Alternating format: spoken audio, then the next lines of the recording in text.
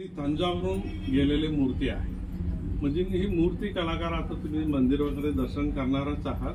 पंचधातूची वैशिष्ट्य इथे जास्त पद्धती आहे. त्या कारणाचा भूभागही या प्रदेशात असल्यामुळे मनाला वाटलं, शेवटी तो अंधलाकार होता, मला वयस्कर झालं, मला करता येत नाही, त्याचे काही तो विचार करू नको म्हणून समर्थांनी त्याला दृष्टी दिले आणि सांगितले मग प्रतिमा कसं करायचं, काही एक आधार पाहिजे म्हटले. मग समर्थांनी स्वतः त्यांच्या हृदयातील जो आत्माराम त्या कारगाराला दाखवून दिले. समर्थांच्या हृदयाचा जो आत्माराम आज सगळ्यांनाही पाहण्यासारखं एक वैभव सज्जनगडावर आहे. खाली समाधीस्थान आहे, वर जो रामाचा प्रतिमा आहे तो आत्मारामाचा मूर्ती प्रतिकार आहे. इथून 45 तोलाची वजन होती. त्यावेळी रामनाथ हनुमंते म्हणून मोठा प्रधान होता, मिनिस्टर अष्टप्रधानापैकी ते आणि भीमस्वामीचे योगामुळे इथून 2.5 दिवसात तंजावरून सज्जनगडावर पोहोचली. ती सतत या समीपात पंचमीला इथून निघाली, षष्टी सप्तमी पर्यंत पोहोचले वर गडावर. अष्टमीला त्यांनी मिळून काढले, देवाची डोळे वगैरे उघडले आणि नवमी दिवशी 1 दिवस त्यांची पूजा केली 12ला. आणि नंतर याचे योग कोणाला आहे तो भाग्यवान आहे असे लोकांना जागृती केली आणि शेवटी त्यांनी परंदामाला पावले.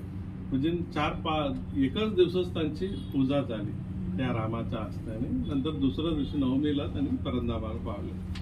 असे एक वैभव तंजावर आणि सज्जनगडावरचे आहे. इथे तंजावरला आला असताना भीमस्वामी स्वतः चित्र काढले, तो चित्र समर्थांनी पाहिले. आज तो चित्र मूळ चित्र आहे, पूर्ण मांडीपर्यंत तो जटा येतो, असे मूळ चित्र आहे, समर्थांनी पाहिले. असंच या तंजावरचे आणि सज्जनगडाचा वैभव. आणि जवळजवळ 250-300 कागदपत्र आहे जे त्यावेळी जो रामदासी पद्धतीला आले गादीवर स्वामी आणि इथे मठात होते ते स्वामीचे पत्रव्यवहार मोडी मराठीचे जवळजवळ 250-300 कागदपत्र आहे.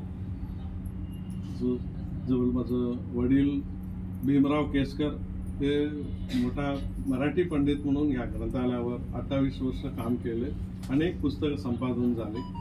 त्यावेळी इतिहास संशोधक सेतू मनोहरराव पगडी आपण ऐकला असेल, त्यांचे परममित्र होते.